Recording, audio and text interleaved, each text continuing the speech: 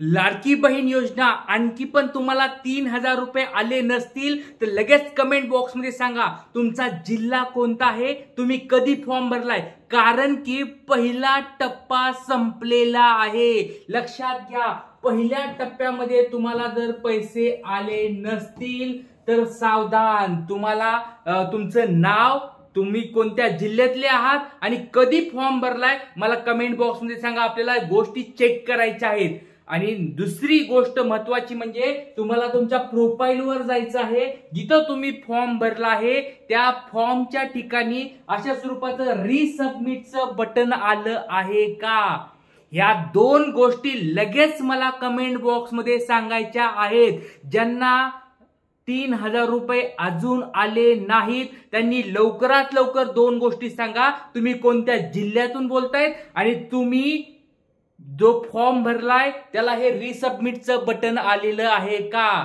जर रिसबमिटचं बटन आलेलं असेल तर बघा त्याचे वेगवेगळे कारण आहेत, ते कसं चेक करायचं ते पण तुम्हाला सांगतो। मागच्या लेक्चर मध्ये मी सांगितलं होतं की रिसबमिट बटन आल्यानंतर नेमकं काय करायचंय, तरी ज्यांनी ते लेक्चर बघितलं नसेल त्यांना परत एकदा सांगतो मी कशा स्वरूपात चेक करायचंय। लक्षात घ्या, तुम्हाला या ठिकाणी तुमच्यासाठी बघा परत त्या गोष्टी सांगतोय। बऱ्याच ताईंनी मला मेसेज करून फोनवर पण काही महिलांनी मला विचारलं होतं, ताईंनी विचारलं होतं की सर आम्हाला एकदा परत सांगा ते रिसबमिटचं बटन कुठं चेक करायचं, कशा स्वरूपाची वेबसाईट उघडायची, नेमकी काय प्रोसेस आहे आणि त्याच्यामध्ये कोणते अपलोड करायचे फॉर्म, सगळ्या गोष्टी मी परत सांगतो तुम्हाला। चला टेन्शन घेऊ नका। सगळ्यात पहिली गोष्ट, तुम्ही तुमच्या मोबाईलवर जायचं आहे आणि लाडकी बहीण .महाराष्ट्र.गव्हर्नमेंट.इन ही वेबसाईट उघडायची। सोपी सांगितलं, काय अवघड आहे का याच्यामध्ये, फक्त लाडकी बहीण टाकलं तरी चालतंय। गुगलवर सर्च करा लाडकी बहीण, समजलं। नंतर बघा अशा स्वरूपात तुम्हाला हा पहिलं हे पेज दिसेल तुम्हाला। या पेजवर जाऊन या ठिकाणी अर्जदाराचं लॉग इन याच्यावर क्लिक करा। त्या क्लिक केल्यानंतर तुम्हाला तुमचा मोबाईल नंबर टाकायचा आहे। आता बऱ्याच ताईंनी ह्यासाठी प्रश्न विचारला होता की सर आम्हाला या ठिकाणी पासवर्ड कोणता टाकायचा आहे। बघा लक्षात घ्या, जर तुम्हाला तुमचा लॉग इन आयडी माहिती आहे, लॉग इन आयडी म्हणजे मोबाईल नंबर, जर तुम्हाला तुमचा पासवर्ड माहित नसेल, बऱ्याच ताईंचा फॉर्म कुणीतरी एजंटनी भरला असेल, कुणीतरी भरला असेल आणि त्यांना माहित नसेल की त्यांनी काय पासवर्ड ठेवलाय, विसरले असतील किंवा ते पासवर्ड बरोबर येत नसेल, तर त्यांच्यासाठी परत सांगतोय कुणीही तुम्हाला अशी चांगली माहिती देणार नाही। तर शेवटपर्यंत व्हिडिओ बघा आणि जर चॅनलवर नवीन असताल तर लगेच सबस्क्राईब करून ठेवा, कारण खूप आतुरतेने, खूप तळमळीने तुम्हाला मी सांगतोय कशा गोष्टी करायच्यात। तर आपल्या ह्या चॅनलवर सगळ्यांनी काय करायचंय, आपल्या ह्या युट्यूबच्या चॅनलवर सगळ्यांनी काय करायचं, सबस्क्राईब करून ठेवायचं आहे। चला लक्षात घ्या, या ठिकाणी मोबाईल नंबर टाकायचा आहे, पासवर्ड टाकायचा आहे। तुम्हाला जर पासवर्ड माहित नसेल तर एक काम करायचं, या ठिकाणी बघा फॉरगेट पासवर्ड वर क्लिक करायचंय, खाली जायचंय फॉरगेट पासवर्ड याच्यावर क्लिक करायचं आहे। जर तुम्हाला तुमचा पासवर्ड माहित नसेल तर हा फॉरगेट पासवर्ड म्हणजे काय, पासवर्ड आम्ही विसरलोय, आम्हाला नवीन पासवर्ड ठेवायचा आहे, तर फॉरगेट पासवर्ड वर क्लिक करायचंय। फॉरगेट पासवर्ड वर क्लिक केल्यानंतर त्या ठिकाणी तुम्हाला तुमचा मोबाईल नंबर परत विचारला जाईल, तिथं मोबाईल नंबर टाका तुमचा, म्हणजे जो तुम्ही फॉर्म भरलाय तोच मोबाईल नंबर टाकायचा आहे। फॉर्म वर दुसरा असं नको की बाबा मी दुसरा मोबाईल नंबर आहे माझा तो टाकते, तसं नाही। जो फॉर्म तुम्ही भरताना मोबाईल नंबर वापरलाय तोच मोबाईल नंबर त्या ठिकाणी टाकायचा आहे। टाकला त्या ठिकाणी तुम्हाला त्या ठिकाणी काय येईल, सबमिट वर क्लिक करायचंय, तुम्हाला ओटीपी तुमच्या त्या नंबरवर येईल, तो ओटीपी घ्यायचा आहे, ओटीपी त्या ठिकाणी टाकायचा आहे आणि ओटीपी टाकल्यानंतर तुम्हाला काय होणार आहे, तुमच्या मोबाईल वरून तुम्हाला तुमचा नवीन पासवर्ड ठेवता येणार आहे। मग नवीन पासवर्ड ठेवा तुमच्या पद्धतीने।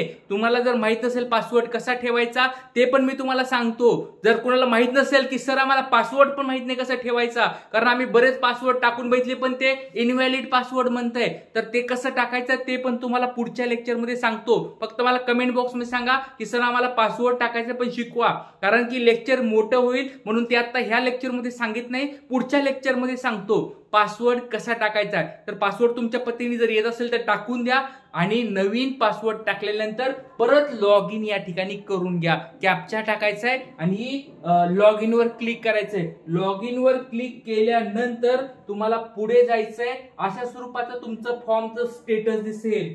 बघा, जर या ठिकाणी पेंडिंग असेल तर टेन्शन घ्यायची गरज नाही. परत सांगतोय, जर तुम्हाला तुमचं या ठिकाणी ऍप्लिकेशन स्टेटस, मग आता तुम्ही म्हणताल की सर हे ऍप्लिकेशन स्टेटस आलं कुठून डायरेक्ट तुमच्याकडे, तर या ठिकाणी बघा, यापूर्वी केलेले अर्ज याच्यावर क्लिक करा. यापूर्वी केलेले अर्ज म्हणजे तुम्ही आतापर्यंत कोणते कोणते अर्ज केलेत ते सगळे अर्ज या ठिकाणी येतील. त्यातला तुम्हाला हा पेंडिंग जो अर्ज आहे तो पेंडिंग अर्ज तुम्हाला दिसतोय. तुम्हाला टेन्शन घेण्याची गरज नाहीये. तुम्ही सगळ्या गोष्टी जर बरोबर भरलेल्या असत्याल, पेंडिंग असेल, टेन्शन घ्यायची गरज नाहीये. म्हणजे तुमचा फॉर्म अजून पण गव्हर्नमेंट चेक करत आहे, त्याच्यामुळे तुम्हाला टेन्शन घ्यायची गरज नाहीये. जर तुमचा फॉर्म या ठिकाणी पेंडिंग न येता त्याच्या खाली जर काय आलं, त्याच्या खाली जर आलं असं स्वरूपात रिसबमिट, तर लक्षात घ्या ही तुमच्यासाठी एक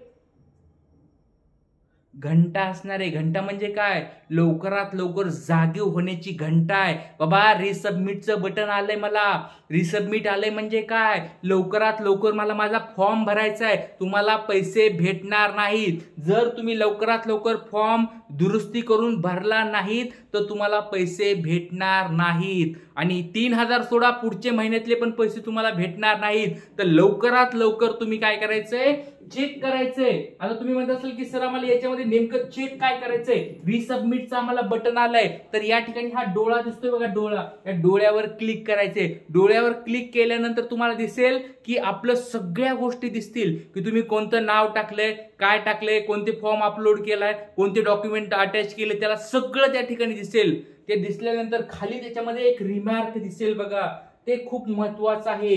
या ठिकाणी बघा तुमची सगळी डिटेल्स दिसेल फॉर्म भरल्याची. तुम्ही सगळी जी काय काय माहिती टाकली, सगळी माहिती या ठिकाणी दिसेल, ती चेक करायची. आणि सगळ्यात महत्वाची गोष्ट म्हणजे तुम्हाला या ठिकाणी चूक काय झाली ती या ठिकाणी दिसेल. जसं की ह्या ताईचा प्रॉब्लेम काय झालाय, आधार नाही, आधार कार्ड या ठिकाणी जोडलंच नाही त्यांनी, त्याच्यामुळे त्यांना रिसबमिटचं बटन आलंय आणि त्यांना पैसे आले नाहीत. तर ही पहिली चूक त्या ठिकाणी झालेली आहे.